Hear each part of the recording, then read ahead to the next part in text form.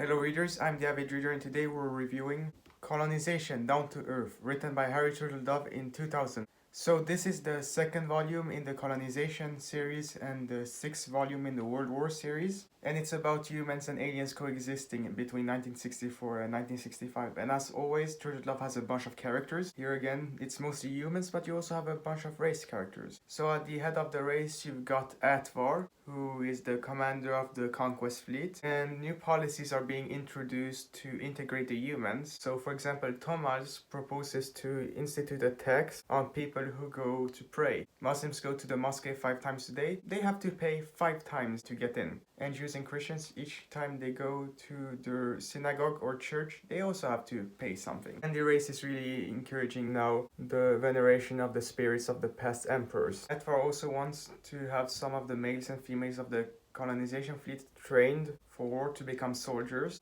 And Refet is reluctant, but Atvar sets up a system, I think, to have people enter it voluntarily. Then you've got Tomal, so he questions too much Nazi ideology in Nazi Germany. So he is deported from Nazi Germany and he gets to be on his ship again and interact with his subject, Quasquit. But Feles remained in Germany as she tasted ginger once and she was summoned to a meeting by Vefani with a bunch of the race from Cairo. And as she had tasted ginger, she mated with them, so as punishment she has to stay in Germany. But they eventually get out of there when there's war brewing. You've got Nesrev, who's a pilot in Poland. She adopts a pet songi. So now we get to see some of the other species from home. So a songi, you can think of it like a big cat. So it's like a gita, I would say. So you've got a couple species in this book. You've got the songi, and then you've got the befel, which is smaller, maybe the size of a small dog, and those two species don't like each other. And she eats once with Mordecai Analowitz and his son Heinrich. Then you've got Gorpe, who was a fellow soldier in Basra with Fotsev, but he wasn't killed, Gorpet, and he enforces the tax that was collected on the mosques. And while doing so, he notices that Khomeini is in the crowd, so he arrests him and he is promoted to officer, and then he is sent to South Africa, which is a lot calmer than Basra, Iraq. And there he's a ginger dealer. There's a deal between the race and some South Africans. The South Africans try to double cross the race. The lizards win that gunfight. Gorpe is questioned, but nothing happens to him. He is sent to Poland for fighting later on. Finally, among the race, you've got Straha, the traitor, who is in the United States, and he has tensions with his driver, who's a spy also for the United States government. As Sam Yeager, he asks a lot of questions, and the driver warns that he shouldn't do that. So Straha is trying to warn Sam Yeager about it, and he receives an envelope relating to something important that he shouldn't open unless Sam Yeager dies. On the human side, of course, the highest ranking person is Molotov, Comrade General Secretary of the Soviet Union. Although, as there was a failed coup by Beria, now Zhukov is pretty high up, and Zhukov can remove Molotov whenever he wants, but he never does so, as Molotov could be a useful scapegoat later on, and Molotov is a really good diplomat. And Paul Schmidt comes to him on Heinrich Himmler's orders to propose that they make a joint war against the lizards in Poland. And Molotov refuses. He doesn't trust the Germans because he remembers what happened in 1941. Then you've got Mordecai Analowitz in Poland, and he keeps being a commanding soldier in Lodz. And the Jews and the Poles and the race have to ally now against the Germans who are preparing for war. Mordecai Analowitz's house is almost burned down, but a Befel that his son Heinrich got warned them about it, so they were able to get out. And Mordecai Analowitz later learns from David Nussbaum that it was him who has planned this. Mordecai Analowitz doesn't even bother to kill David Nussbaum. The Soviet Union anyway is very interested to see what's going to happen between the race and the Germans if they will have a war. That could benefit the Soviet Union, but there will be nuclear fallout. In Germany, you have the pilot Johannes Drucker, and a former Panzer crewmate of his tries to blackmail him into giving money because he killed a couple of SS-men back in World War II.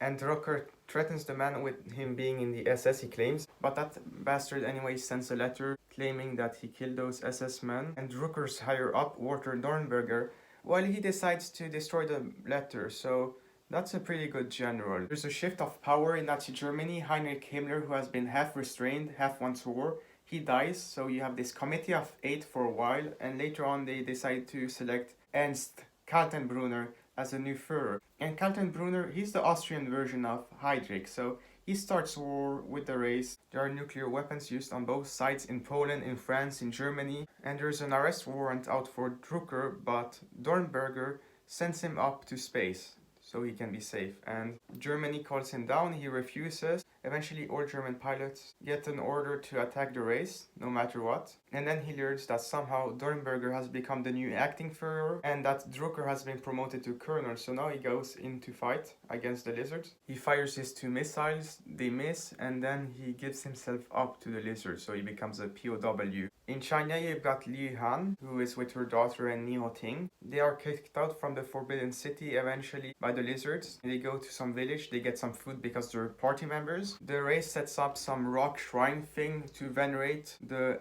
emperors of the past of the race. And here they successfully use propaganda and soft power to get the Chinese to acquiesce to a race rule. And they say, you care about your elders, so do we. We care about the emperors who are dead. So you can venerate them here. You do so voluntarily, make donations to them.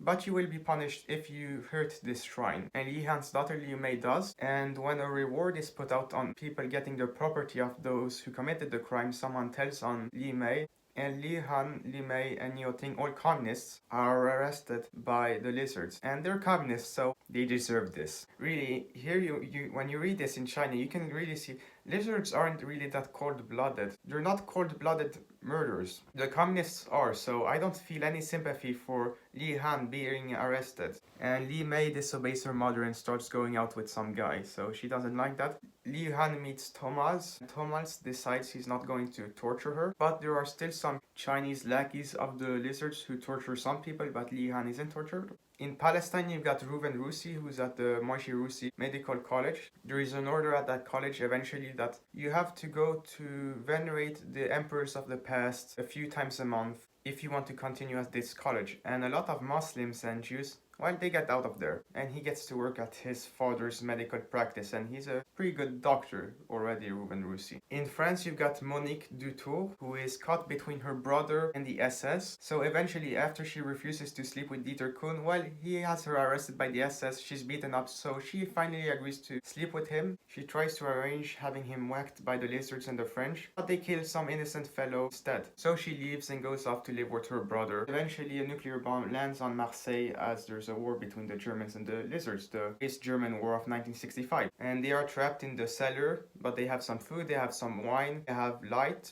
and they are thinking how they are going to get out of there. In South Africa, you've got Rans Orbach, who's involved in a deal between Penny Summers, him, some South Africans and lizards, the same one Gorpe was involved in. The South Africans try to double cross them, they fail. Penny Summers and Rans Orbach successfully get the hell out of there with a bunch of gold, and they go off to Tahiti finally. And there they make a bunch of ginger deals which go a lot better. And Free France is a hub for illegal smuggling with the few islands they have. Back in the United States, you have Sam Yeager, who's taking care of the hatchlings. So remember, he got 2 eggs to raise, and they are a lot more tactile than humans, these lizard babies. They are starting to learn to say a word or two. So they are kind of slow with speaking, but they're intelligent physically. And Sam Yeager is trying to find out who blew up those ships early on when the colonization fleet arrived.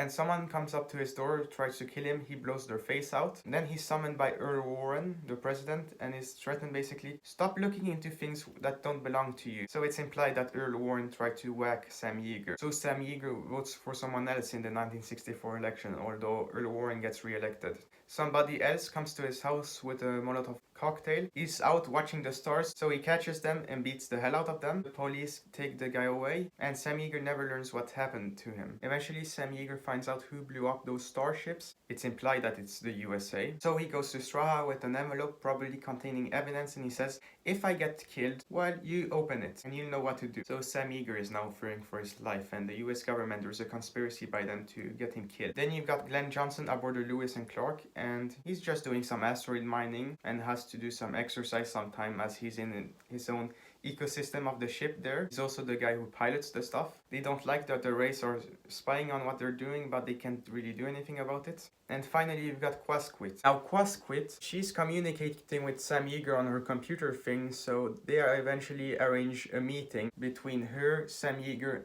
and his son, Jonathan Yeager. And remember, she's naked while they're talking with her. So that's an uncomfortable scene. There are a lot of funny, awkward scenes in this book, so I really appreciated that. There are a lot of great things in this book. A lot of odd dynamics you get between the race and the humans, especially with biology and with culture and how they act. And Quasquit asks if Jonathan Yeager finds her attractive. He says yeah. She asks him if he wants to sleep with her. He says yes, although he has a girlfriend back in the States. They return back to the United States. Thomas doesn't like the idea that she's gonna sleep with him, but he allows it. Jonathan Yeager really wants to go back up to the ship, although there's a war brewing between the Germans and the lizards. His mother says absolutely not. His father says it's his choice, so he goes up anyway and he sleeps with her. And then bam! The war starts between the Germans and the lizards. So this is the Race-German War of 1965. And a lot of nuclear bombs are thrown on each side. Germans advance with their technology, which has grown a lot in the last 20 years. But the lizards have a united front with the Jews and the Poles, and they're dropping nukes on all the important cities in Germany and France, including Nuremberg, and Ernst Kaltenbrunner is killed. So you have Walter Dornberger, who becomes the new Führer. He requests peace from the lizards. The ambassador in the Soviet Union, Paul Schmidt, he asks Molotov to mediate peace. The race ambassador in Moscow, he's summoned, and this lizard Queek and Paul Schmidt are negotiating. In the end, the leaders agree to this. There will be severe armed restrictions in Germany. I think they lose their space program. There will be lizard inspectors. France gets to be an independent country now, but it's kind of a second Treaty of Versailles. And Walter Dornberger, remember, he's just a soldier, he's not ideological. So he accepts all of the terms of the lizards. And here you have the Moscow Peace, or what you want to call it. And that's the story. So, how would I rate Colonization Down to Earth? I'm gonna give it a 9 out of 10. It's the best book so far I've read of the World War series. And reading this book now, I think that I actually prefer the World War series to Southern Victory series. Southern Victory series is a great piece of alternative history. However, this is a great piece of sci-fi and alternative history. And it's epitomized in this book. There's a lot of twisted humor, ironies in this book. There are some characters you really dislike, but it's shown so well. The world building in this book is great. It's interesting that the race pets are there now. They are actually starting to become pests outside of the race territories. And all of these things make this book into the best so far of the World War series. So Colonization Down to Earth, a great book.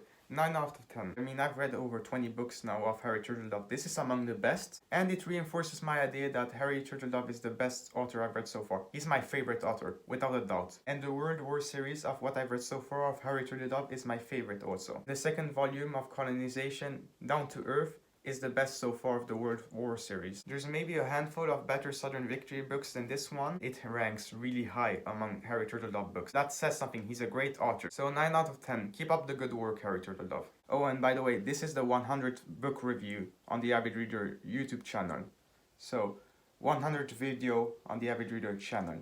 Great. This was the Avid Reader's review of Colonization Down to Earth, written by Harry Turtledove in 2000. At a 9 out of 10. I hope you readers enjoyed this book review, and I will see you readers next time.